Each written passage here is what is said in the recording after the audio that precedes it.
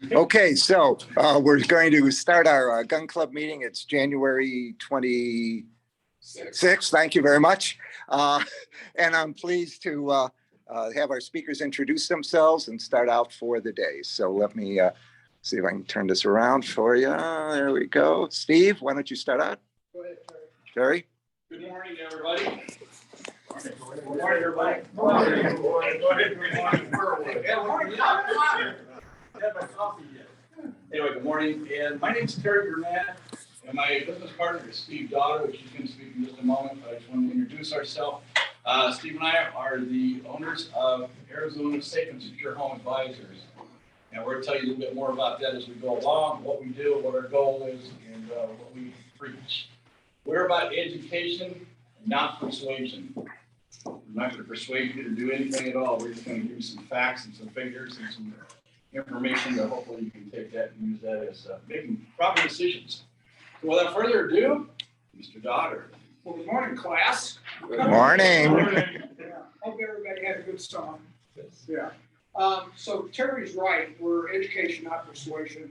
We do concealed carry training classes. We try to do them about once a month. Sometimes we have 2 a month. It's interesting. About 40% of our students are female. That's obviously gone up a lot. When we start a class, we don't assume anything about the people that are coming to the class. We treat everybody as if they're inexperienced, first time picking up a firearm, and then we move forward from that. What's interesting is that I started this business a couple years ago because when I was doing Arizona Ranger work, starting about 3 or 4 years ago, doing law enforcement assistance and law enforcement duty, I was amazed at how many people walk around with their face in their cell phones, or they're just totally clueless as to what's going on around them. Terry calls that being in the bubble. And being in the bubble is okay as long as you have a bubble hit when you're in the bubble, you're looking around. So that got my attention, and I thought, man, people really need to be trained and be aware of what's going on around them, because if they're not, what do we call those people? Targets. Victims. Victims. Yes, victims is the right answer. Victim could be an assault, could be a mugging, it could be a shooting, it could be killed or something like that. So how many past or current law enforcement people are in the room? Can you tell me a little bit about it? Yeah. I've been the guy for 30 years. Good for you. Thank you for your service. He's a DuPage County Sheriff's Office of Chicago. That's the Cook County. You know Bill Wheelham? No, He's over in Portobello, East Chicago. I don't know his detail. I think it's south of us, Okay, where I was at. I was in DuPage County. okay. Anybody else law enforcement? Yes, sir. 32 years, Greensboro, North Carolina, SWAT team, in Blackwater for a couple months. You have some fun? Oh, yeah. Yeah, so we appreciate obviously the law enforcement. I've only been in Arizona Ranger for about 3 years. You have some information there on the Arizona Rangers. If you're past law enforcement and you have the itch to put a badge back on, in spite of the troubling times that we live in, we'd love to have you. Now, about half of the Arizona Rangers are retired or prior law enforcement. The other half are like myself that had no experience, but we're all Arizona Post certified in firearms, traffic control, and other disciplines. We meet once a month out at Ben Avery, where we practice pistol shooting or qualifying once a year. The Arizona Rangers have been around since 1901. Yeah, they were set up when the territory was lawless. And they needed so it's kind of modeled on the Texas Rangers. They needed law enforcement. So law enforcement, Arizona Rangers was created. It kind of faded out at one point in time, got started back up in 1957 or so. But it's ArizonaRangers.gov is the website. You've got a brochure there. You've got some information on Arizona Rangers. Pretty highly educated group of people. We're all volunteer. We do law enforcement support, so we work with like Wickenburg or Glendale Police when they need us. I don't know if you know, but like Phoenix Police Department is down about 250 officers right now. couple of years ago, they did a recruiting seminar. They had 500 recruits show up. They did one here in the fall. Guess how many they had show up? And with everything going on, the attrition is high. But it's not just Phoenix. You know, when we do our farmers market booths like we do out here at Trilogy, we've had some Canadian mounted royal police stop by, and we get into a conversation with them, and they tell us the same thing in Canada. So it's universal. It's not just Phoenix. But with that said, you know, we have about 450 rangers across the state. Terry is a ranger, associate ranger. So we have about 450 rangers across the state, spread across 25, 30 companies. We're looking for people who are interested. If you're not sure about us, just come out. You don't have to have prior law enforcement experience. I did. We do a great job of training. But you do need to come out, and you have to be aware that you have to buy your own equipment. We're a 501c organization. So you have to buy your own equipment, have your own firearm, you have to have concealed carry permit. You have to buy your own uniforms, body armor, all that kind of stuff. There's no reimbursement for gas or mileage, so it's purely voluntary. But we do a good job helping support the community, helping to support law enforcement. Then any money that we get from doing our duties, because we charge anywhere from $25 to $30 an hour, we'll donate that money to help children with Christmas gifts. Terry's heavily involved in that. And we'll also do on flights to the older veterans back to Washington, D.C. for that time. So, any questions on the Arizona Rangers? Okay. When we started concealed carry class, we have a little fun. We go, how many weapons does Steve have on him right now? How many non-lethal, non-firearm weapons does Steve have on him right now? So let's play a little guessing game. I'll walk out here and kind of do a count of what do you think I have on. Pretty obvious today. A lot of times I wear like a Hawaii shirt. So anybody want to take a guess? 5. 12. 8. I think you're right. I forget, you know. So let's start with this. This is just a little flashlight. So disorient, distract, disorient, disable. Okay? But obviously, if somebody gets too close, now it's a stun gun made by Taser. So that requires the range on it. You got to be right on it. That's the problem. Inch deep. Yeah. Baton, covert baton. Everybody recognizes that. Again, you got to be close to them, which is a disadvantage. Another flashlight, distract, disorient, disable. Is it poke in the eye? No, you shine it in your eyes. You blind them. Yeah.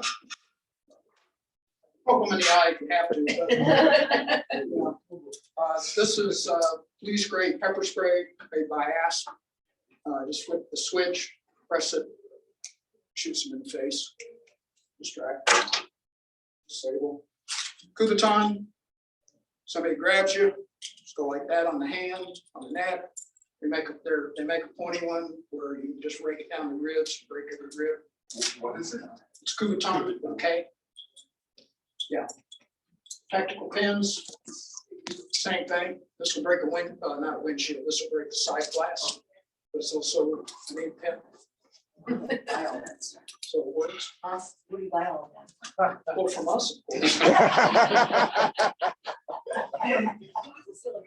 Yeah, it was a great flip. It's not very expensive. You get the free thing of pepper spray. Get it from James Bond. Yeah. Knife, I'm not trained in knives, so this is last resort. You know, you're in a battle for your life. Pull that out. I don't like knives, but I carry them. Taser Pistol. Okay. This is a civilian model. This range on this is about 15 feet. Turn it on. Got a laser. Tells you where you're shooting.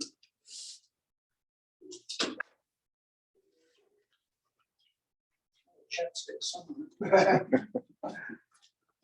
I think that's it. What about your hands and feet? Well, I don't count those. Oh. I'm in my 70s, and I'm not going to use my hands and feet with a 25-year-old aggressor. You know, I'm going to use one of these things first. I'm not going to grapple with a 25-year-old. When I wear a sidearm, I'm probably going to shoot it. Yes.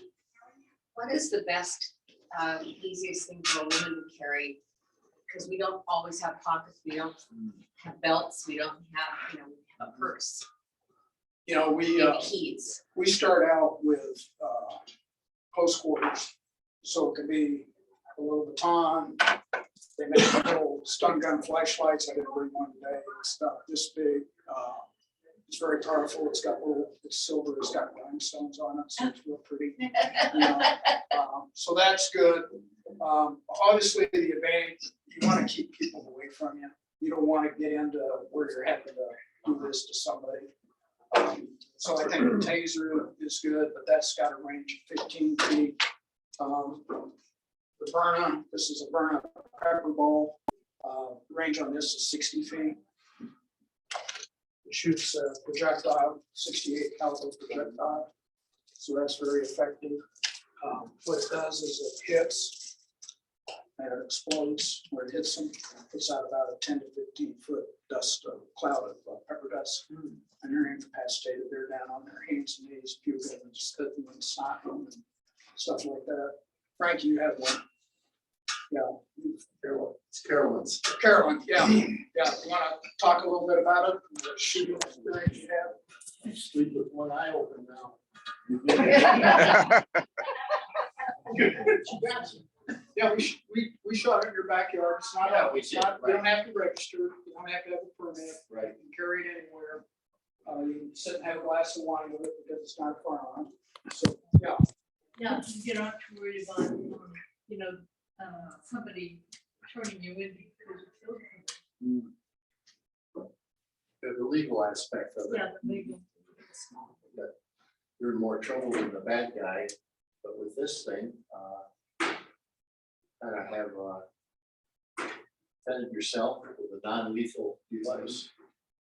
Yeah, one of the questions we ask in our class is, if you have a firearm on you, can you shoot somebody here? How many of you can? Really be careful. Well, they're threatening How your life. close? Could you shoot somebody here? Yeah. Where else are you gonna shoot him? You're not gonna shoot him in the leg, shoot him stuff. Oh, you're a conservative. The reason we ask that is because in the class, we'll have, last class we had, I think we had what, 3 or 4 held their hand up that they could shoot somebody to stop them. And then I rephrased it. I said, could you kill somebody? And then, 3 or 4 hands is all. Well, why are you carrying a firearm if you're not willing to shoot somebody here and potentially kill them? Most likely to kill them. That's why about 25% of the people that go through our classes decide when they're done, they don't want to do a firearm. Because they don't want the legal and the financial responsibility that comes if you make a mistake. You make a mistake with one of these pepper guns. And I had somebody ask me that. They said, well, what if you're in a crowd and somebody starts something and you shoot the wrong person with a pepper gun? Well, what happens if you shoot the wrong person with a real pistol? Yeah, or somebody said, well, what if somebody comes into your house and you shoot them with a pepper gun? You're really gonna make a mess. What kind of mess are you gonna make if you shoot somebody here or there with a real pistol? Yeah, pretty big mess. So it's all a matter of degrees. But this isn't gonna kill anybody, so that's why people gravitate towards these non-lethal weapons. You have on your handout, one of the first things that we cover when we do a class is situational awareness. You're familiar with Colonel Cooper of the Marines. He's kind of the father of situational awareness. The only time anybody should be in a white condition is when you're in your home. That's pretty safe. That's probably the safest place in the world. And then you move from that to yellow to orange and red. Now, the whenever you have a firearm on, you should always be in orange. If you're carrying a pistol, you should be in orange. If you're carrying one of these non-lethal weapons, I would say yellow or orange. And then if you're in a threatening situation, you have to decide to move from orange or red. Thanks about the time. Did you read? Yeah. Can you collapse it? Oh, that's the big one, right? Yeah, yeah. So show them how to use that and the psychological intimidation that can happen. We get back. Yeah. Get back. Now, see. When you bring that out, law enforcement people know this. When you bring that out, if somebody's not high on drugs, that can have an influence too. Pretty big stick. Yeah. Yeah. So the first thing is psychological intimidation. Then if that doesn't work, then you go into action. But hopefully you never get to a close quarter situation where you have to use it. Now, there's other tools available. So be very aware for you and your loved ones of these color codes for situational awareness. More important today than ever. In fact, look at this map. This is put out by LexisNexis. You can write this down. Lexis, L-E-X-I-S. Nexus, N-E-X-I-S, right? Correct. LexisNexis Community Crime Map. You can go on here for free, and you can create a map like this. So when you leave your bubble, when you get closer to Bell Avenue, you can see what's going on down there on the south side, the bottom side of the map. This is the crime report for the last 12 months. The legend is on the left side of the page. We're not in a safe world. You're in a safe world when you're in Trilogy. I live in Philadelphia. Terry lives in Surprise, so he sleeps with one eye open. You know, and you hear gunshots. You hear All the time. stuff going on down My there. backyard's on Greenway, so I can hear a lot. I'm familiar with the area, Sierra, Montana, but across Greenway from where I'm at. So when you go over to Happy Valley and Lake Pleasant, you go over to Fry's on Orange Johnson, any place like that, you know, there's crime going on. But it's amazing how many people just don't get it. They think they're totally safe, that nothing's gonna happen to them, that Jesus is protecting them. You know, and I tell those people, well, Jesus told me to come to you so I can help you protect yourself. Just thinking. So anyway, LexisNexis Community Crime Map. The other sheet is the non-lethal defense weapons. You can get an idea of the difference between them. There's this little one on the far left.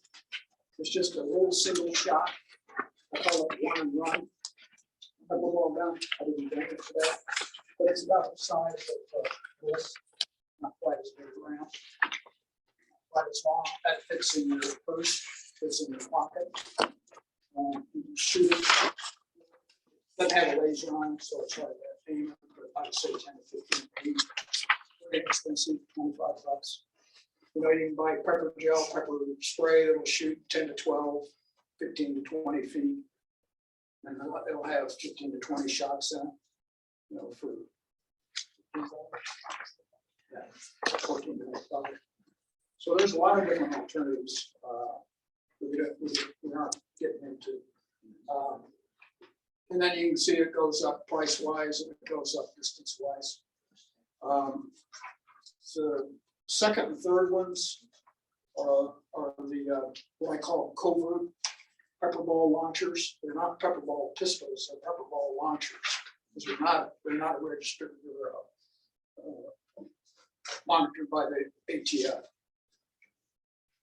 So you can be out walking with either of those two little flashlights, and one flashlight, kind of modern Star Trek one, has 3 rounds in it. It'll shoot up to 30 feet. The other one will shoot up to 50 feet. It has 5 rounds. Very covert, just looks like a flashlight. Probably bring it in here and go right now. Yes, sir. What happens if you shoot somebody in the eye with one of those? Is there potential for serious injury to them? Yeah, I would say so. Yeah, just saying. But no different than if I hit somebody in the eye with this, you know, or, you know, a tactical count. Same thing. But again, that's part of your judgment to make sure that you're justified in doing that, so you can explain it if you need to. Yes, sir. Would TSA allow you to get on an aircraft at the baton? Probably not the baton. You'd have to put it in your bag. Now, we had a TSA guy come by the other day, and he said that he would confiscate this. But we talked to other TSA agents, and they say, not a big deal. So it's really a crapshoot when you go through with this. But we have one guy that says he just throws it in with about 10 other pins and it gets through. So.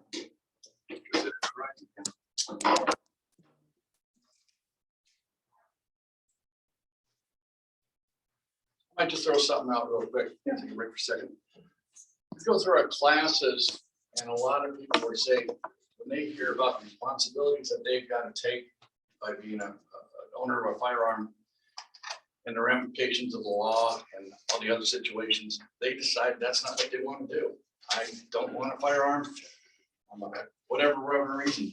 And I will go back to what I said about education, not persuasion, and that's fine. So what happens is I have a lot of people come up to us and say, what about non-lethal? That's what got us here. People would rather do this than own a real firearm. Obviously, if I shoot somebody with a pepper gun, that does some damage, but it doesn't kill them. So they look at that avenue right there. So I just kind of wanted to inject that right there to let you know why we're at this point here. Doesn't Arizona law allow concealed or open carry without a permit? It does. It does. So what you get with a concealed carry permit in the state of Arizona is you get the right to go into a national park with a concealed weapon. If you don't have a concealed carry permit, technically you can't. I think That's federal, that's federal law. I think that applies only to buildings in the national parks. You can go hiking in Yellowstone with a gun. From what I understand, that's the way the national parks were in Alaska, where I'm from. But if you walk into the visitor center with a gun in the national park, could you break it? Could be, yeah.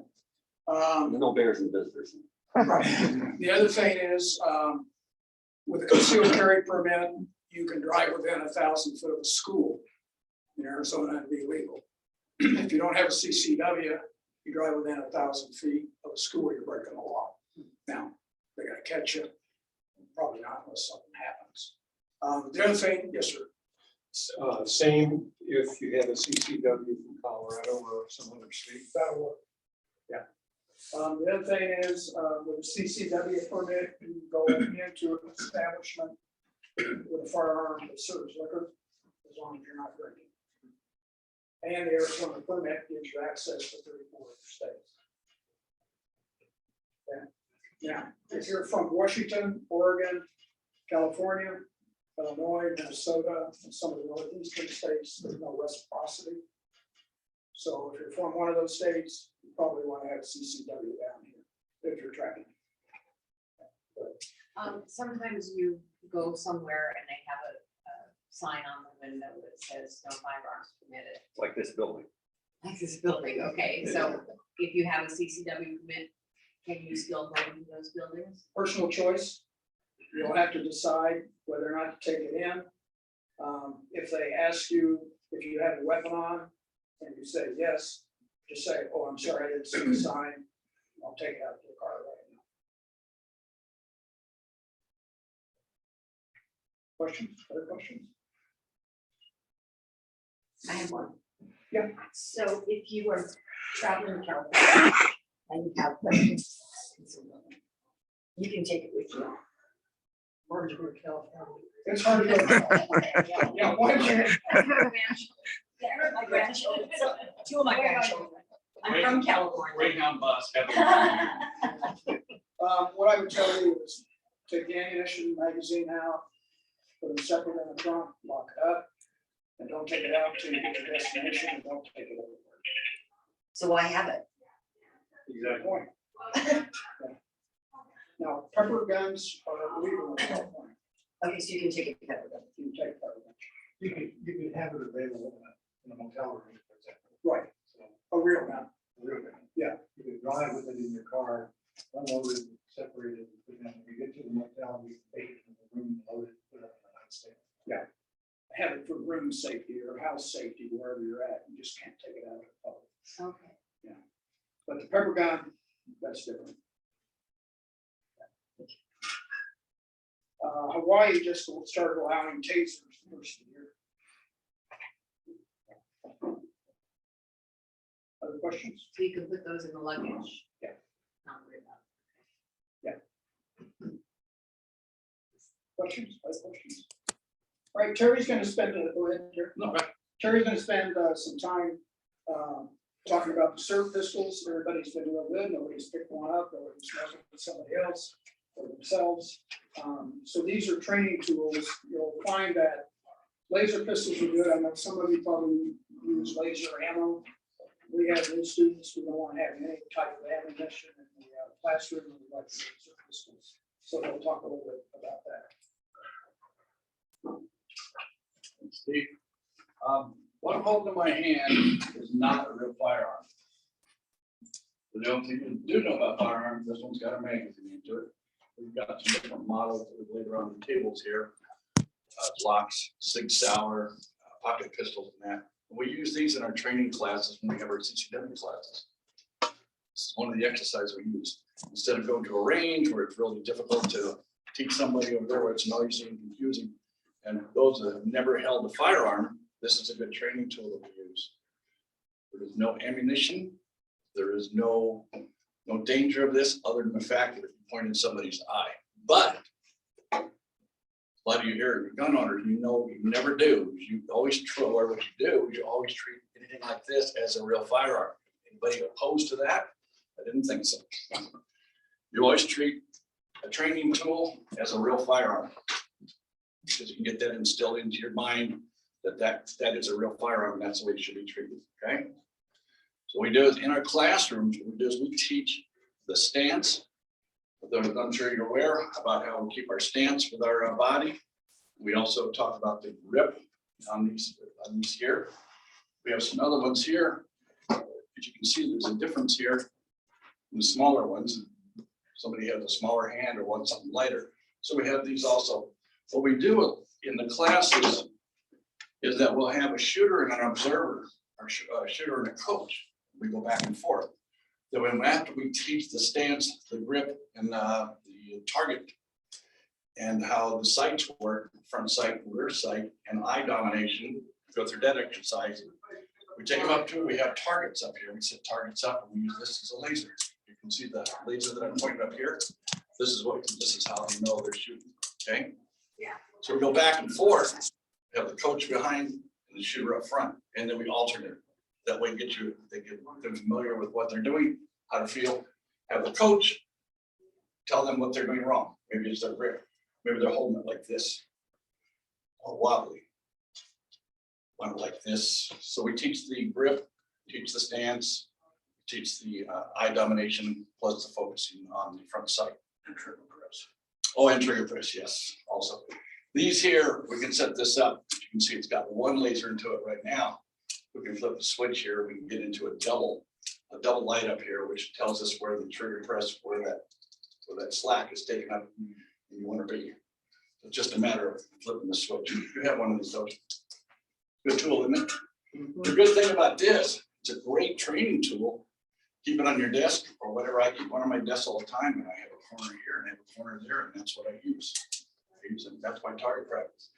And that didn't cost me 43 cents every time I hold that trigger. By the way, I did get an email today. It's coming down just a little bit. So it comes down in price and then double the price on the shipping. So it's no matter how you do it. Anyway, I just wanted to point this out that we do use these in our class. They're really a great tool. And practice. Treat this like a real firearm. I'm sure you're all aware. Feel free to pick one up and try it, pass it around, and shoot up the corner. But remember, don't point it at anybody. Treat it like a real firearm.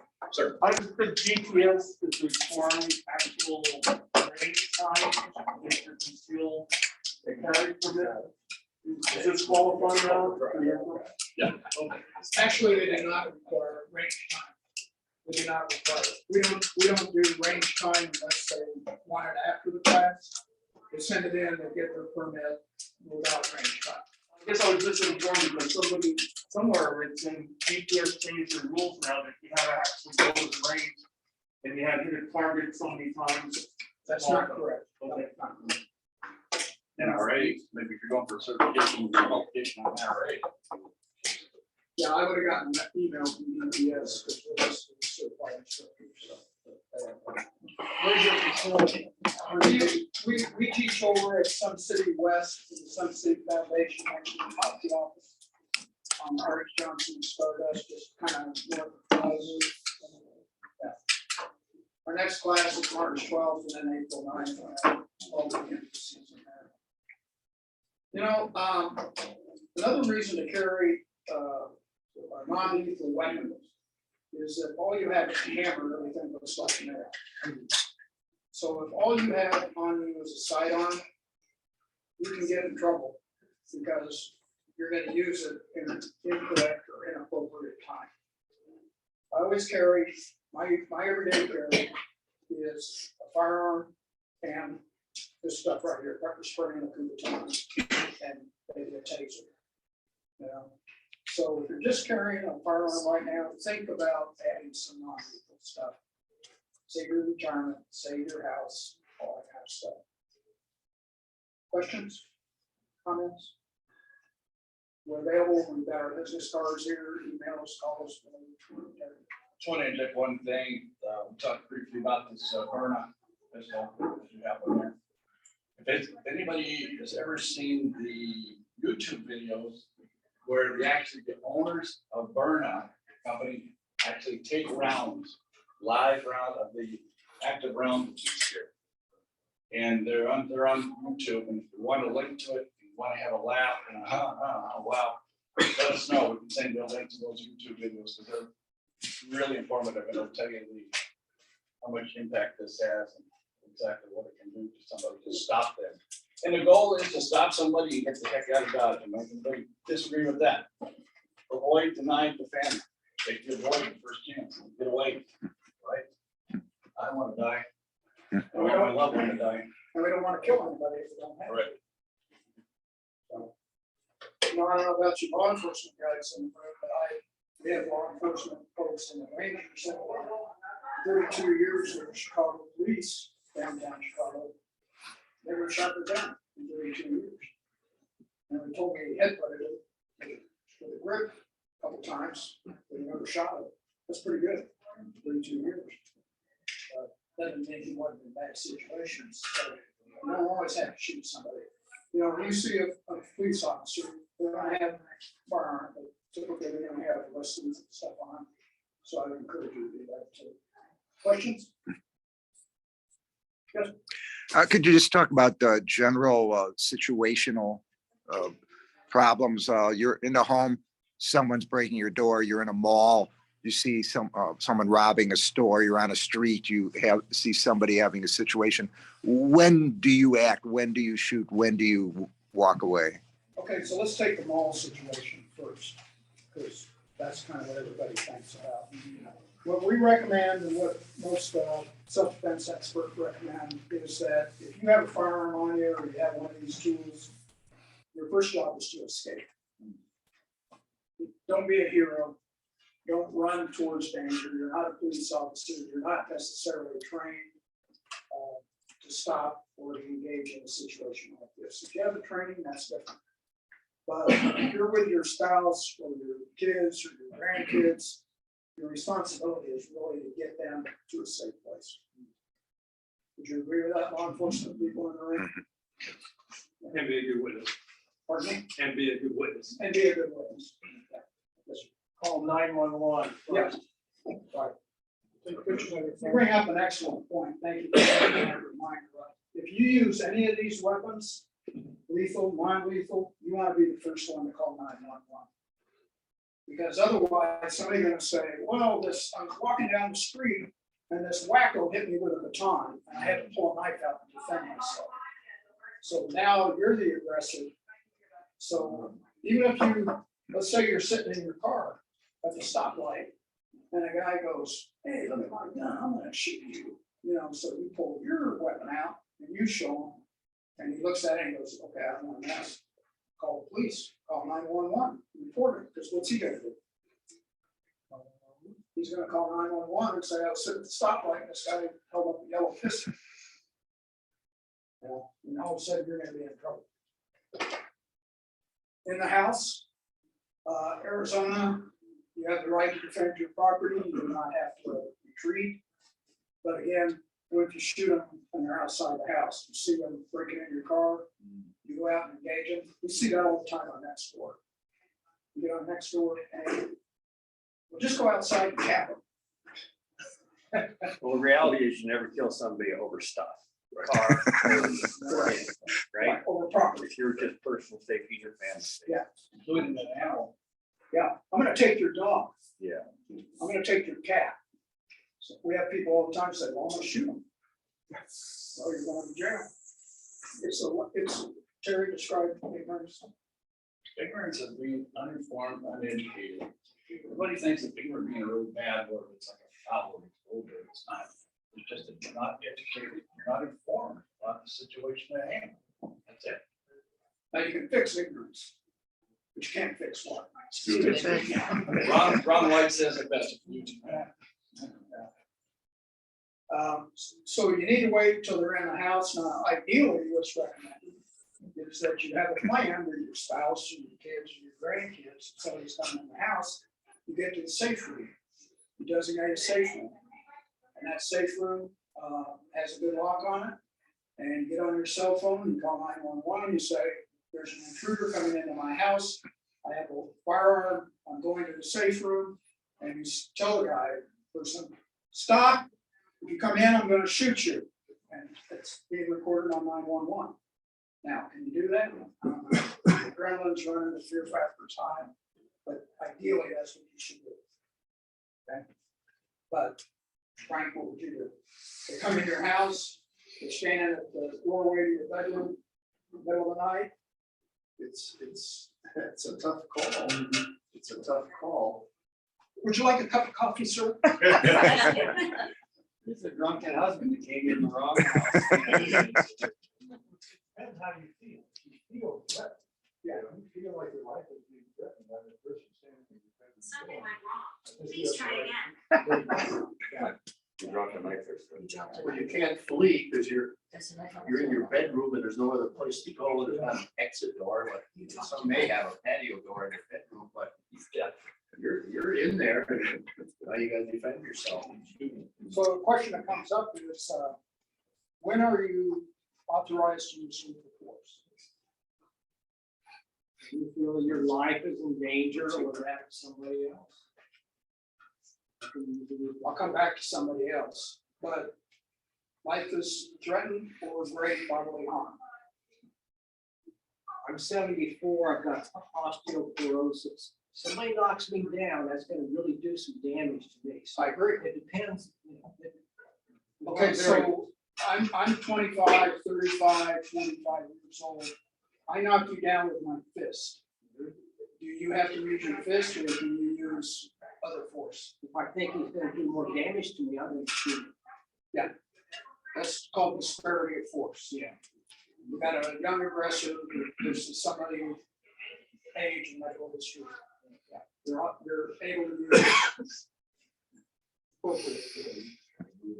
But what if you say to somebody, no, you can't have my car, I'm gonna shoot you. You're gonna shoot him. What's gonna happen? Well, how are they gonna take your car? They're gonna take it by force or are they just gonna take it? They're gonna take it by force. No.